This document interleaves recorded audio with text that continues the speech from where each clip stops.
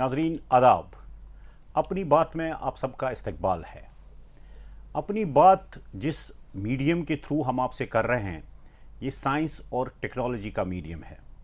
एक ज़माने में जब स्टीम इंजन का इजाद हुआ तो तारीख़ और इन्फॉर्मेशन स्टीम इंजन के रफ्तार से चल रही थी। फिर एक ज़माना आया इंडस्ट्रियल रिवोल्यूशन का, फैक्सेस इजाद हुए, टेलीकॉम रिवोल्यूशन आया, तो ये तारीख़ और इन्फॉर्मेशन की जो रफ्तार है वो इसी हिसाब से चलने लगी, फैक्स के हिसाब से। आज का दौर इंफॉर्मेशन टेक्नोलॉजी का दौर है और आज इंफॉर्मेशन और जो बाकी हमारी तारीख़ है ये बर्क रफ्तारी के साथ at the speed of light चल रही है। तो इतनी तब्दीली जो रोनमा हुई पिछले कई दहाइयों से वो हमारे सामने है साइंस और टेक्नोलॉजी के एतबार से। आज हम बात कर रहे हैं साइंस और टेक्नोलॉजी के बारे में और मेरे पास मेरे पैनल पे जो साइंटिस्ट और सहाफ़ी हजरात तशरीफ़ फरमा हैं वो हैं मिस्टर प्रोफेसर पंकज शरण जो प्रोफेसर ऑफ फ़िज़िक्स हैं जामिया मिलिया इस्लामिया, मिस्टर विजय रैना जो सहाफ़ी हैं, और उनके साथ बैठे हैं निमिष कपूर जो साइंटिस्ट हैं विज्ञान प्रसार के साथ। आप सबका हम यहाँ पर इस्तकबाल करते हैं और आपको ये बता दें कि ये जो प्रोग्राम है इसमें हम एक मंसूबाबंद तरीके से चल रहे हैं, एक स्ट्रक्चर्ड तरीके से चल रहे हैं कि कुछ सेगमेंट्स हमने बनाए हैं। पहला सेगमेंट जो है हम रिकॉग्नाइजिंग द फैक्ट्स के हिसाब से चल रहे हैं कि हमारे जो हकाइक हैं वो क्या है साइंस और टेक्नोलॉजी के हिसाब से। आइए देखते हैं हमारा पहला सेगमेंट हकाइक का मजमुआ।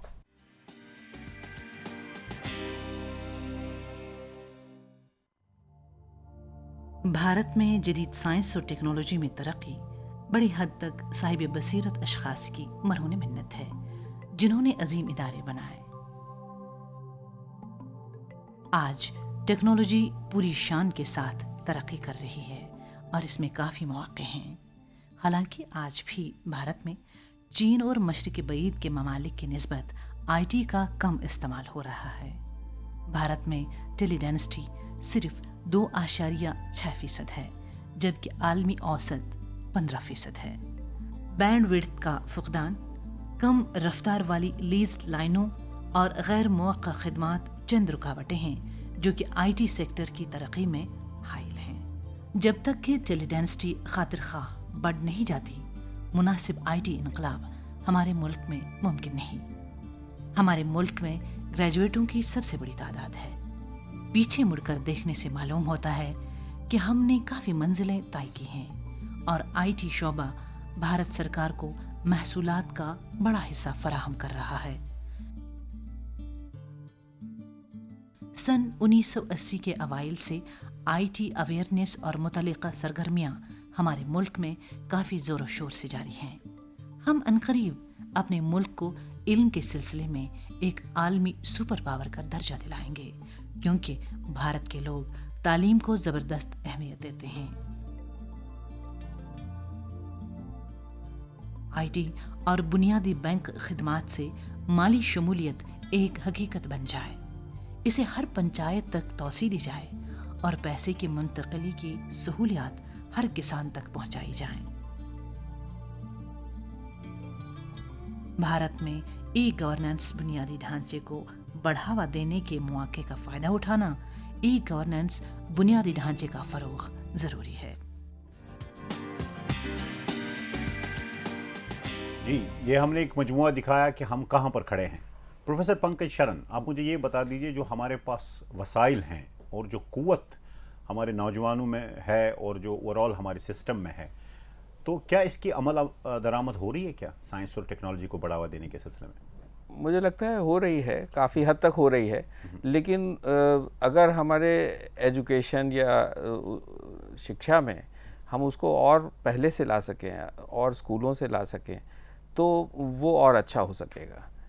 हमें लगता है कि हम इस दिशा में बहुत काम कर सकते हैं। ओके रैना साहब, मुल्क में साइंस के फ़रोग़ से मुतल्लिक क्या पॉलिसी आपको दिख रही है पिछले कई सालों से कि साइंस और टेक्नोलॉजी को फ़रोग़ देने के लिए क्या क्या हो रहा है और क्या होना चाहिए?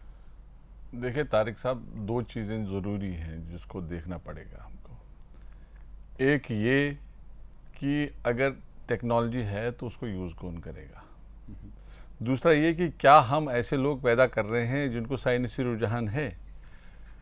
जहाँ तक मेरी दानिश का ताल्लुक़ है, मुझे नहीं लगता है कि हमारे गाँव के लोगों में इतना ज़्यादा वो उनको मालूम है। जैसे ई बैंकिंग की बात है, जैसे वो सारे जो सारे मौजूदा गैजेट्स हैं उनको यूज़ करने की बात है, जब तक उन तक ये नहीं पहुँचेगा तो तब तक मुझे नहीं लगता कोई नतीजा निकल जाएगा, नंबर 1। लेकिन बेसिक फैक्टर जो है, हमने जो लेटेस्ट 30-40 साल में, क्योंकि रोज़गार का एक बहुत बड़ा मसला है, इसको तालीम को रोज़गार से जोड़ने के लिए हम मैनेजमेंट ग्रेजुएट्स, डॉक्टर्स और इंजीनियर्स प्रोड्यूस कर रहे हैं, जिसकी वजह से मुझे लग रहा है कि साइंस में जो हम PhDs कर रहे थे, जो रिसर्च कर रहे थे, वो कम हुआ है। क्योंकि अगर हम देखें कि बाहरी अमेरिका में और बाकी मुल्कों में जो हिंदुस्तान से साइंटिस्ट जाते थे, उनकी तादाद भी कम हो गई है। और अब वक्त आया है कि हम इस चीज़ की तरफ ध्यान दें, हम मज़दूर बनकर ना रहें, बल्कि हमारा जो इंटेलेक्चुअल डेवलपमेंट हो और साइंस और टेक्नोलॉजी में वो मंजिल पा सकें जो हमें पाना चाहिए और जिसके हमें सकत है। ओके, निमिष कपूर, आप साइंटिस्ट हैं, और जो साइंटिफिक मिजाज होता है, जो अगर वो किसी कौम में और किसी मुल्क में पैदा हो तो उसके लिए तरक्की और बाकी चीज़ों के रास्ते खुल जाते हैं। क्या आपको लग रहा है कि हमारे मुल्क में और हमारी ब्यूरोक्रेसी में और हमारे सिस्टम में वो साइंटिफिक मिजाज पैदा हो रहा है? बहुत उम्दा प्रश्न किया आपने। जो साइंटिफिक मिजाज की बात है, ये सबसे पहले पंडित जवाहरलाल नेहरू ने देश में की थी। जो साइंटिफिक टेम्पर का ये जो टर्म है, ये नेहरू जी देश में लेके आए थे, और आज भी हम स्ट्रगल कर रहे हैं, संघर्ष कर रहे हैं कि ये हम अपने लोगों में, अपने बाशिंदों में इस चीज़ को इससे वाकिफ़ करा पाएँ कि भाई ये साइंटिफिक टेम्पर है क्या चीज़। ये कोई विशेष, कोई ख़ास चीज़ नहीं है, एक बहुत आम चीज़ है। और ये तब आएगी जब हम अपने साइंस और टेक्नोलॉजी की जो पढ़ाई है, जो एजुकेशन है, उसको स्किल डेवलपमेंट के साथ जोड़ेंगे, ताकि जो स्टूडेंट उसमें पढ़ाई कर रहे हैं उनको सिर्फ एक किताबी पढ़ाई तक वो सीमित ना रह जाएं, वो उसमें अपना हाथ आजमाएं, उसमें कुछ स्किल हासिल करें, एक कैपेसिटी बिल्डिंग उनकी हो, एक वो डिसीजन ले पाएँ। तो तब कहीं जाके हमको दिखाई देगा कि एक साइंटिफिक टेम्पर की आप जो चीज़ की बात कर रहे हैं, जो वैज्ञानिक जज्बे की बात कर रहे हैं, वो हमको दिखाई देगी। प्रोफेसर पंकज शरण, जो साइंस एंड मैथमेटिक्स पढ़ने का रुझान था पहले ज़माने में, कुछ दहाइया कबल भी, आज वो थोड़ा कम डिक्लाइन की तरफ जा रहा है, कम दिखाई देता जा रहा है। आपको क्या लग रहा है कि यूनिवर्सिटीज़ में जो हम ग्रेजुएट्स चर्न आउट कर रहे हैं, जो इतने ग्रेजुएट्स निकल रहे हैं, और उनमें साइंस में कम तादाद हो रही है क्या? हाँ, ऐसा है। और कुछ हद तक इसकी वजह यह भी है कि रोज़गार के जो नए एवेन्यूज़ या नए रास्ते खुले हैं, तो उनमें वो हमारे हाथ में नहीं है। वो तो एक दुनिया की इकोनॉमिक डेवलपमेंट के साथ चलता है, मार्केट ओरिएंटेशन है। तो उसकी वजह से आप देखेंगे कि हम लोगों की यूनिवर्सिटियों में, जहाँ पर पहले साइंस के लिए सबसे पहले दाखिला लेने के लिए होड़ लगती थी, अब कॉमर्स के लिए है या मैनेजमेंट के लिए है या इस तरह के उन चीज़ों के लिए है। तो और जबकि आज से करीब 40-50 साल पहले साइंस सब चीज़ों का एक जादुई करिश्मा जैसा था, जिसमें कि सब लोग जाना चाहते थे, क्योंकि उससे हमें लगता था कि जो फ्यूचर है, जो भविष्य है देश का, वो उसी से बनेगा। अब हम उसी स्थिति पे पहुंच गए हैं कि वो इंफ्रास्ट्रक्चर कुछ हद तक तो बन गया है, लेकिन प्योर साइंस के लिए जो वो था, वो कम हो गया है। विजय रैना साहब, ये जो सरमायाकारी की ज़रूरत है हर शोबे में, साइंस और टेक्नोलॉजी के शोबे में जितना सरमाया चाहिए होगा, आपको लग रहा है कि उसके हिसाब से इसमें इन्वेस्टमेंट हो रहा है? वज़ीर आज़म हिंद जो हैं डॉक्टर मनमोहन सिंह, उन्होंने खुद तस्लीम किया है कि रिसर्च एंड डेवलपमेंट पे जितना पैसा खर्च होना चाहिए उतना नहीं हो रहा है, और ये बहुत तशवीशनाक बात है। इसका मतलब ये है कि दो चीज़ें हैं, हम लोगों को इस चीज़ की तरफ रागिब करें, अट्रैक्ट करें। जब तक लोग, बच्चे, हमारे जो नौजवान नस्ल है, जब तक वो साइंस की तरफ अट्रैक्ट नहीं होती है, जैसे इन्होंने कहा कि उसको, निमिष जी ने कहा कि उसको आप मिलाइएगा और एक जॉब ओरिएंटेड बनाएगा, लेकिन जॉब ओरिएंटेशन के साथ साथ जो हायर साइंस है, जहाँ तक मैं समझता हूँ, उसमें job orientation is a last resort.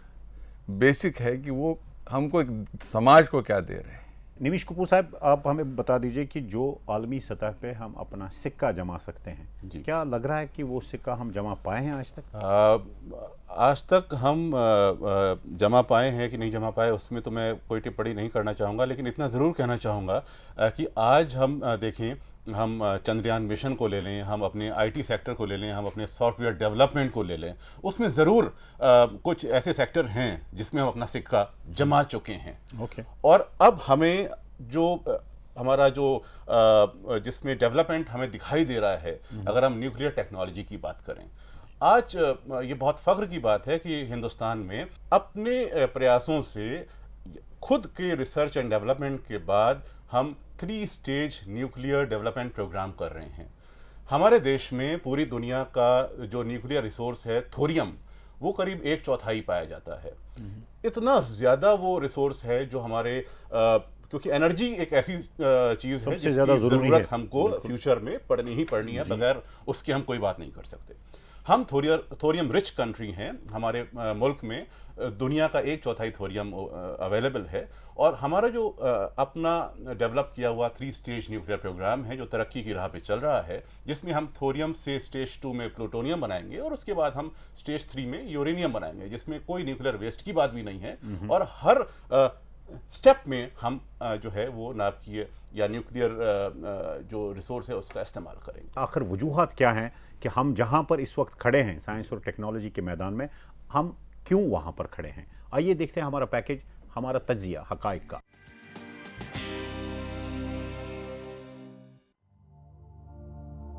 Information technology के फैलाव और कंप्यूटर खानदगी में इजाफे में खास रुकावट यह है कि इसमें काफ़ी सरमायाकारी की ज़रूरत है। हमारे मुल्क में अक्सर लोग कंप्यूटर ख़रीदने की इस्तेदाद नहीं रखते और सिर्फ वसी पैमाने पर सरमायाकारी ही टेलीफोन, बिजली और इंटरनेट के मंजरनामे में बेहतरी ला सकती है, जिससे हमारे समाज का वसी तबका इसके फ़वाइद से मुस्तफ़ीद होगा।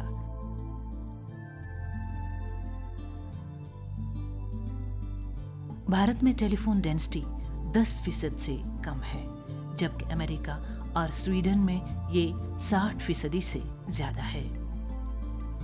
एक मुद्दत से आलमी सतह पर भारत के कंप्यूटर माहिरीन की अहलियत को तस्लीम किया जाता रहा है और इनमें से बहुत अमेरिका, बरतानिया, ऑस्ट्रेलिया और दीगर तरक्की याफ्ता ममालिक में काफ़ी ज़्यादा उजरत पर मुलाजमतें कर रहे हैं।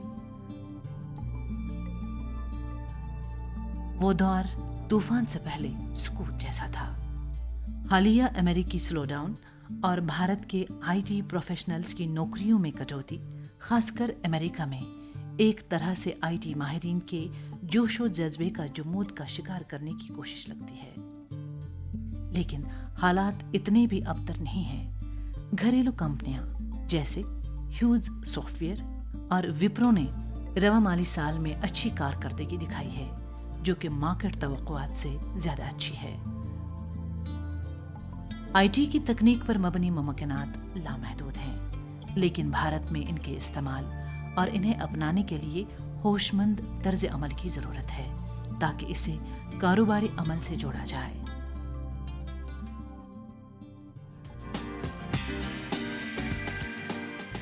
प्रोफेसर शरण, ये जो नई टेक्नोलॉजी की ज़रूरत है वो हम सबको है, ख़ासतौर में ई गवर्नेंस का सिस्टम, क्या आपको लग रहा है कि हम अपने समाज को इस टेक्नोलॉजी की मदद से कनेक्ट कर पाएंगे टेक्नोलॉजी के साथ, ताकि हमारे सिस्टम्स जो बाकी सिस्टम्स हैं वो एफिशिएंट तरीके से काम करें? हाँ, ये तो हम कुछ हद तक कर भी रहे हैं जी। जैसे कि हमारी यूनिवर्सिटी में सारा कामकाज अकाउंट्स का, फाइलों का, चीज़ों का, वो सब ई गवर्नेंस के थ्रू होता है, और मेरा ख्याल है कि ये धीरे धीरे सब जगह आ जाएगा। मुझे जो लगता है ज़रूरी चीज़ है वो ये कि हमारा जो माइंडसेट या सोचने का तरीका जो है वो थोड़ा बदलने की ज़रूरत है जी। और वो नई जनरेशन बड़ी जल्दी बदलती है। शायद उसमें इस वक्त जो फ़ैसला लेने की जगह पर हैं लोग, उनके माइंडसेट को बदलने की ज़्यादा ज़रूरत है। नई जनरेशन उसको बिल्कुल जैसे मछली पानी की तरफ जाती है उस तरह से ले लेती है। तो मुझे लगता है कि ई गवर्नेंस और उसके अलावा बाकी टेलीकॉम और नहीं, हम आपको बताएं, एजुकेशन में जितना इस्तेमाल इस इंफॉर्मेशन टेक्नोलॉजी का हो सकता है उतना हो नहीं रहा है।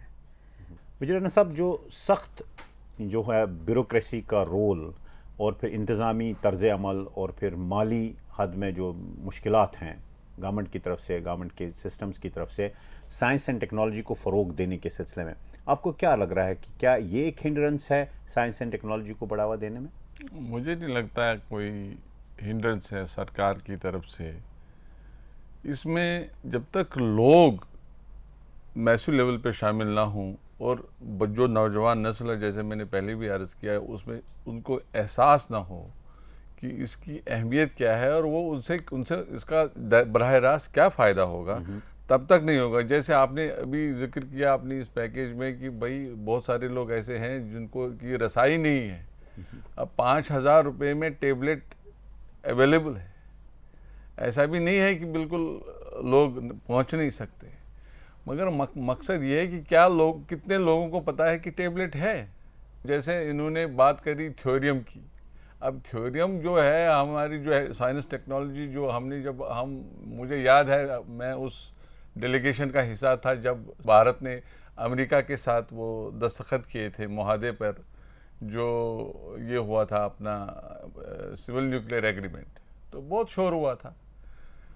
अल्टीमेटली क्या होता है कि जब तक आप किसी भी चीज़ को लोगों तक न पहुंचाएं, लोगों को फ़ायदा ना हो, तो मुझे नहीं लगता उसका ज़्यादा फ़ायदा है। हम चांद पे जाएं या न जाएं तो आम आदमी को इतना ज़्यादा फ़र्क नहीं पड़ता। हमको ये फ़र्क ज़रूर पड़ता है कि अगर बिजली हो तो आपका टेबलेट चलेगा तो आपको ज़्यादा से ज़्यादा जानकारी होगी और आप में रुझान ओके। डेवलप सर निमिष कपूर, आप साइंटिस्ट हैं और हम ये जानना चाहेंगे कि जो नए शोबजात हैं, जो नए डिपार्टमेंट्स हैं, जो नई चीज़ें हैं साइंस में, एक तो हम ट्रेडिशनल जो साइंस का मतलब और साइंस के शोबों को हम आइडेंटिफाई कर चुके, कुछ ऐसी चीज़ें हैं जो बहुत जल्द अगर हम अडॉप्ट कर लें तो हम साइंस की दौड़ में जो वर्ल्ड में लगी रही है उसके साथ अपने शाना बशाना हो सकते हैं, हम कदम से कदम मिला सकते हैं। क्या चीज़ें हैं वो और क्यों नहीं हम उसके साथ? सबसे उसमें बहुत जो ज़रूरी चीज़ है जो अभी यहाँ बात भी हो रही है, ई गवर्नेंस, और उसी का एक हम कहेंगे कंपोनेंट है जो information communication technology, ICT sector. उसमें बहुत स्कोप दिखाई दे रहा है देश में, और इसमें ट्रेनिंग्स की भी ज़रूरत है, पब्लिक पार्टिसिपेशन की भी ज़रूरत है, और एक बहुत ग्रासरूट लेवल तक उसको पहुंचाने की ज़रूरत है। हमारा जो एक मछुआरा जो समुद्र में मछली पकड़ने जाता है उसके पास भी मोबाइल है, और हमारी वेदर फोरकास्टिंग की जो इन्फॉर्मेशन है जो वो उस तक पहुंच रहे हैं कि नहीं पहुंच रहे हैं, वो उसको हमें एक देखना होगा कि वो उस एंड तक जा रहे हैं कि नहीं जा रहे हैं। प्रोफेसर पंकज शरण, ये जो पैटेंट्स का सिलसिला है वर्ल्ड ओवर, जो आप इनोवेशंस कितना कर रहे हैं, आपका कितना रिसर्च एंड डेवलपमेंट है और आपने कितनी इन्वेंशंस की है, नई इजादात जिनको हम बोलते हैं, उसमें रुझान ज़रा हमारा कम है हमारे मुल्क की बहुत तरफ से। कम है जी। और मुझे लगता है कि पता नहीं, मैं चूँकि एजुकेशन से जुड़ा हूँ, मुझे लगता है हमारी जो हम पढ़ाते हैं बच्चों को उसमें कहीं पर एक खामी है जी। और वो इस तरह की है कि हम बच्चों को नई चीज़ें अपने आप ढूंढने की वो नहीं करते। हमारी कल्चर में ऐसा है कि जो गुरु ने कहा वो शिष्य ने आंख मूंद करके मान लिया, और इस कल्चर की वजह से स्टूडेंट्स जो होते हैं वो अपनी राय नहीं कायम कर पाते। वहीं पर हम साइंटिफिक टेम्पर की बात कर रहे हैं कि जब तक वो तैयार नहीं होगा वो मिजाज। एक बड़ी कमज़ोरी है हमारे सिस्टम में, क्योंकि हमारे बच्चे खुद मुख्तार नहीं होते हैं। शायद हमारे ही देश में ऐसा होगा कि 25-26 साल तक माँ बाप जो है बच्चे को सपोर्ट करते रहते हैं, जबकि और जगहों पर वो 15-16 साल होने के बाद वो खुद अपना कमाने खाने और खुद इंडिपेंडेंट होने की कोशिश करता है। या उनमें हम अपने बच्चों को एडवेंचर स्पोर्ट्स में जाने की वो नहीं देते, बहुत ज़्यादा प्रोटेक्टिव हैं, बहुत ज़्यादा उनको बचा करके संभाल के रखते हैं। तो कहीं पर हमें बहुत गंभीर तौर से, बड़ी सीरियसली, बड़ी मतलब उससे सोचना होगा संजीदगी से बिल्कुल कि एजुकेशन के स्ट्रक्चर में, उसके बनावट में ही कहीं पर हमसे गलती जी। एक साइंटिफिक अप्रोच की ज़रूरत है। हाँ। तो ये जो अप्रोच है ये हमारे विजन में आना चाहिए कि हम विजन को न सिर्फ एक आर्ट समझे बल्कि इसको एक साइंस समझे। तो आप देख लीजिएगा हमारा नया सेगमेंट जो है विजन क्या होना चाहिए, हमारे अहदाफ और टारगेट्स क्या होने चाहिए। देखिए हमारा ये पैकेज।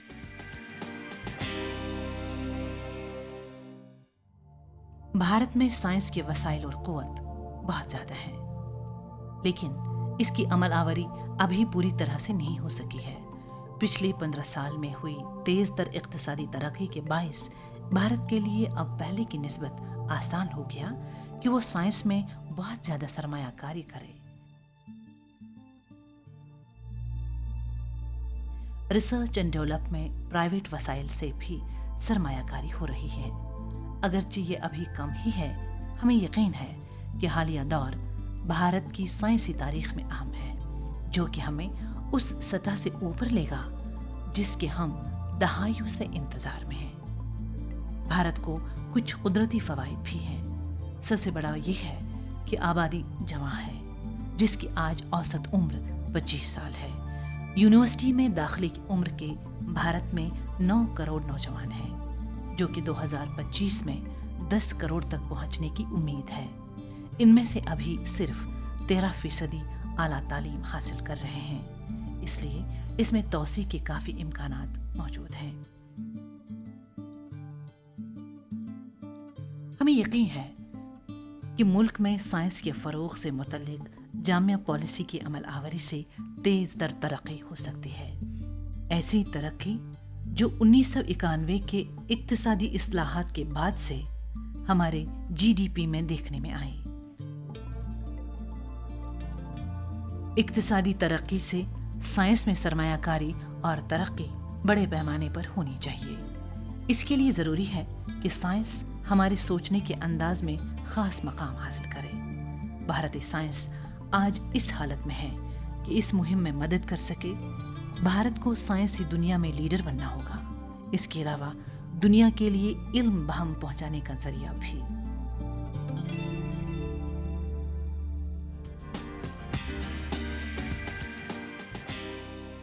जी, एक ऊंची सोच बहुत ज़रूरी है और हम आपसे जानना चाहेंगे कि क्या मनसूबाबंदी होनी चाहिए साइंस और टेक्नोलॉजी में आगे जाने के लिए, अपने कदम जमाने के सिलसिले में। इनोवेशन जो है उसको रिवॉर्ड करने की ज़रूरत है। हमारे यहाँ अगर कोई नया पेटेंट बनाता है, कुछ करता है, तो उसको उतना प्रोत्साहन या उतना उसको हौसला अफजाई नहीं मिलती है। वो एक चीज़ है जो करनी चाहिए। विजय रैना जी, विजन क्या होना चाहिए? देखिए, भारत ने एक कोशिश की, एम्प्लॉयमेंट जिससे जनरेट हुआ और India became the IT hub of the world. इसने साफ जाहिर किया कि जिस चीज़ में आप अपना वसाइल यूज़ करेंगे तो उसमें आपके रिजल्ट्स मिलेंगे, और आज रिजल्ट्स आपके सामने हैं। लेकिन सवाल ये है कि हमारे, जैसे प्रोफेसर साहब ने कहा कि हमको सब सरकार पे है, सरकार ही सब कुछ करेगी। इंडस्ट्रियलिस्ट जो भी है वो जो आएगी तो उसको जो सरकार दे देगी उसका फ़ायदा उठाएगी। खुद उसको रिसर्च एंड डेवलपमेंट में कितना खर्चा करते हैं, ये तो बहुत बड़ी बात है। दूसरी बात ये है कि जब तक सिर्फ आईटी सेक्टर ही हमारे को मदद नहीं कर सकता, ये सिर्फ एक चीज़ है, ये सिर्फ एक small part of the whole gamut है जी। और चीज़ें जो हैं, जैसे biotechnology is a very big area upcoming, और उसमें स्कोप भी बहुत ज़्यादा है। निमिष कपूर साहब, ये मुझे बता दीजिए कि क्या आपका साइंसी विजन क्या है आपका, क्योंकि आपका विजन ज़्यादा मायने रखता है हमारे लिए, साइंटिफिक विजन जी अबाउट साइंस एंड टेक्नोलॉजी। देखिए, ये साल 2013 एक बहुत अहम साल है, जब हमारे सबसे पुराना जो इंडियन साइंस कांग्रेस है उसका 100वां अभी कॉन्फ्रेंस जो है वो ऑर्गेनाइज हुआ जनवरी में, जिसमें हिंदुस्तान के राष्ट्रपति ने ये स्पष्ट शब्दों में कहा कि आखिर क्या कारण है कि हमें रामन के बाद नोबेल प्राइज़ नहीं मिला। तो उनका यह अल्फाज बहुत कुछ बयां करता है, और साथ में उन्होंने साइंस को इकोनॉमिक सस्टेनेबिलिटी से भी जोड़ा।